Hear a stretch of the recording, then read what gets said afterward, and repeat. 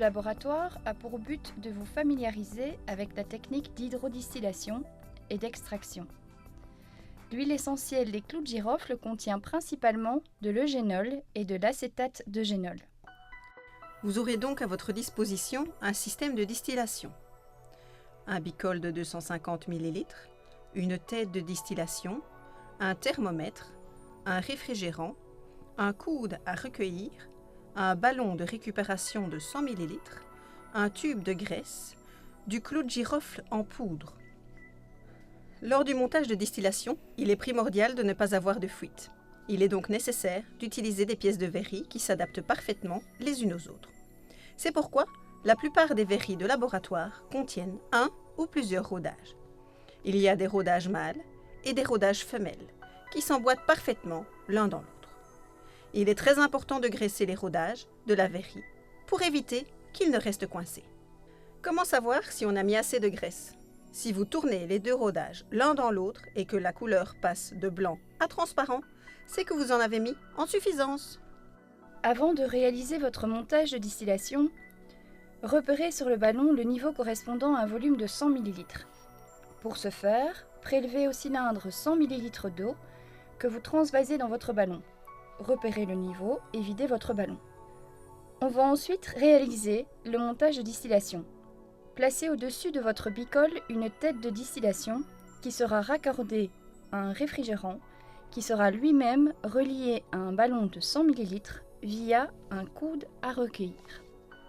Ajustez éventuellement la hauteur des deux pinces qui maintiennent le bicol et le ballon de récupération afin de faire en sorte que tout s'emboîte correctement et qu'il n'y ait pas de fuite dans le système. Attention, ne pas faire votre montage trop haut ou trop bas, sinon vous aurez des problèmes pour l'agitation de votre mélange à distiller. Ajustez maintenant les tuyaux sur le réfrigérant. L'entrée d'eau se fait du robinet au bas du réfrigérant et la sortie d'eau du haut du réfrigérant à l'évier. Placez le thermomètre à la tête de distillation de telle manière que le bas du thermomètre se trouve à la hauteur de l'entrée du réfrigérant. Transvasez la poudre de clou de girofle dans le bicol à l'aide d'un entonnoir à poudre et y ajoutez 50 ml d'eau ainsi que la puce magnétique pour l'agitation. Petite astuce, repérez sur le bicol le niveau de votre solution. Refermez le bicol avec un septum à jupe rabattable, c'est-à-dire un bouchon en caoutchouc qui assure une excellente étanchéité et que l'on peut perforer avec l'aiguille d'une seringue. Faites circuler l'eau dans le réfrigérant en faisant en sorte que le débit d'eau ne soit ni trop fort pour éviter que les tuyaux ne sautent suite à une trop forte pression et ni trop faible pour éviter d'avoir des bulles d'air dans le système, ce qui rendrait moins efficace la condensation des vapeurs. Il est important de vérifier, même en cours de manipulation, que le débit dans le réfrigérant est toujours régulier. Mettez sous agitation votre mélange. Appelez l'assistant pour la vérification du montage et l'allumage du bec bunzen. Il est important de savoir que lorsque la virole du bec bunzen est fermée, le gaz brûle de manière incomplète et produit une flamme de couleur jaune, diffuse, dont la température ne dépasse pas les 800 degrés Celsius. Sachez qu'on distille toujours avec un bec bunzen à virole ouverte, c'est-à-dire avec une flamme de couleur bleue, voire incolore. La température de cette flamme peut facilement atteindre 1200 voire 1500 degrés Celsius. Chauffez le mélange pendant 5 à 10 minutes en restant en dessous de 80 degrés Celsius. Il est important de bien répartir la chaleur de la flamme sur toute la surface du ballon sans pour autant effectuer des gestes brusques et rapides. Portez ensuite le contenu du ballon à ébullition et distillez. Il ne faut pas que la distillation soit trop rapide. 2 gouttes de distillat par seconde est un maximum. Il est très important d'arrêter de chauffer le bicol en retirant simplement la flamme du bec bunzen du bicol pour éviter que le clou de girofle ne passe directement dans le distillat. Observez et prenez note de la température d'ébullition. L'eau s'évapore et se transforme en vapeur d'eau, qui entraîne l'huile essentielle. Au contact des surfaces froides du réfrigérant, l'eau et l'huile se condensent et forment une émulsion, un liquide trouble. Ajoutez régulièrement de l'eau dans le bicol à travers le septum à l'aide d'une seringue afin de maintenir le niveau de la solution du bicol plus ou moins constant.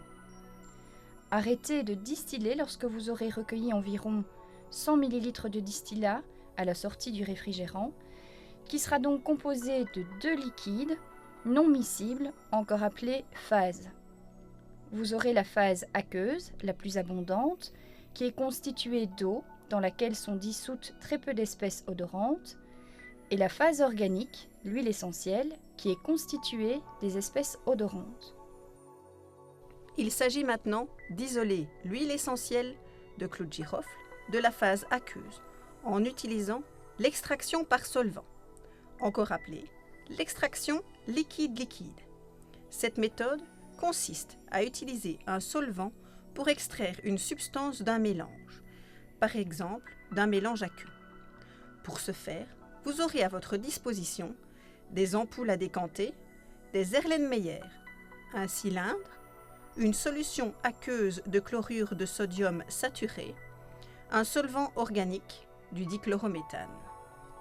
Afin de faciliter l'extraction de l'huile essentielle de clou de girofle, nous allons effectuer le relargage, c'est-à-dire ajouter une solution salée au distillat obtenu par hydrodistillation pour chasser le peu d'huile qui s'était dissoute dans l'eau vers la phase organique.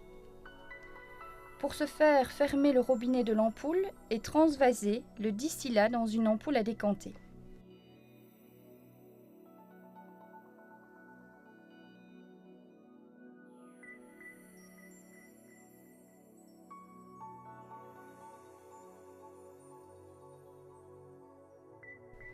Ajoutez une solution saturée en chlorure de sodium.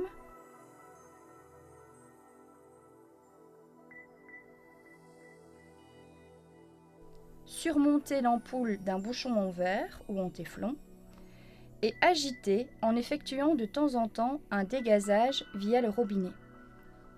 Ce dégazage permet de lâcher l'éventuelle surpression à l'intérieur de l'ampoule et se fait robinet à l'air en évitant d'orienter celui-ci vers la figure de son voisin.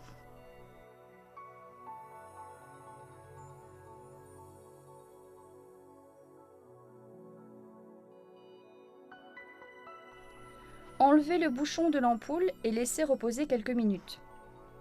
Nous pouvons maintenant extraire l'huile essentielle par le dichlorométhane que l'on ajoutera dans l'ampoule à décanter.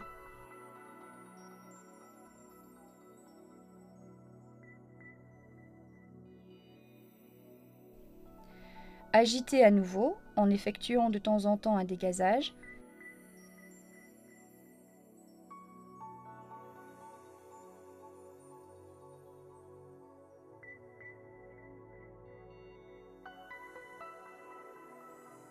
Laissez décanter pendant quelques minutes jusqu'à séparation nette des deux phases.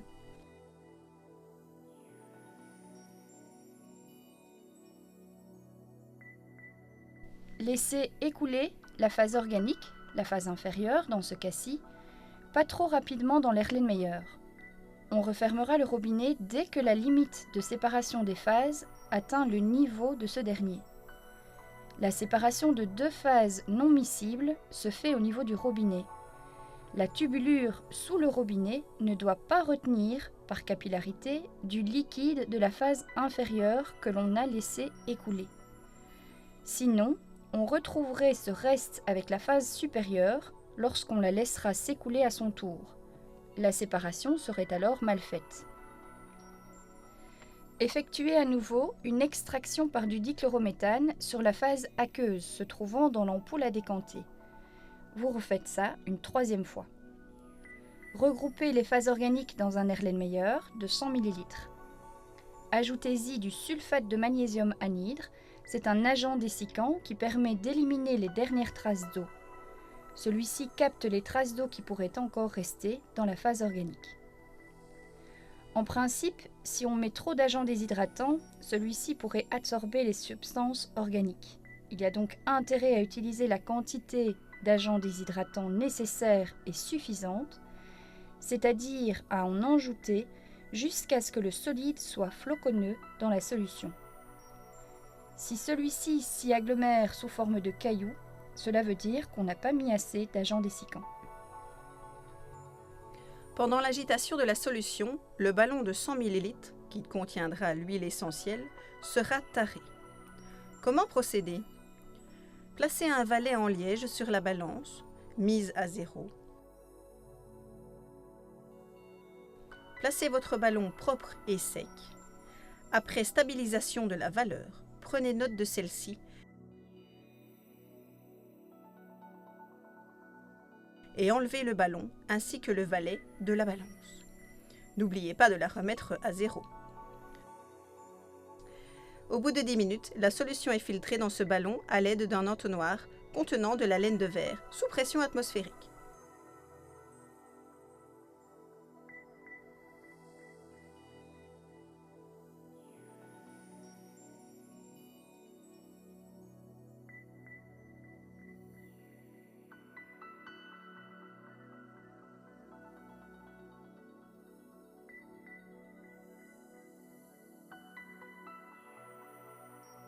Rincez les parois de l'Erlenmeyer avec un peu de dichlorométhane et transvasez dans l'entonnoir.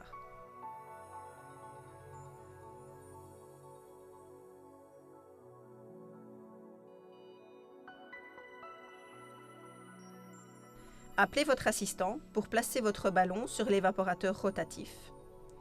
C'est un appareil qui permet de distiller rapidement des solvants afin de récupérer le produit brut, c'est-à-dire l'huile essentielle sans solvant.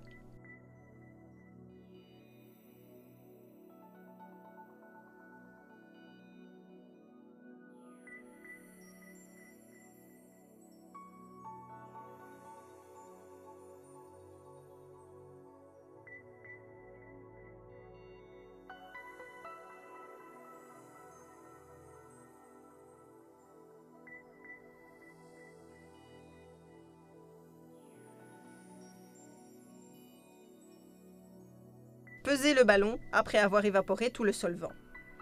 Notez l'aspect de votre produit brut. Référencez-le Giro 1.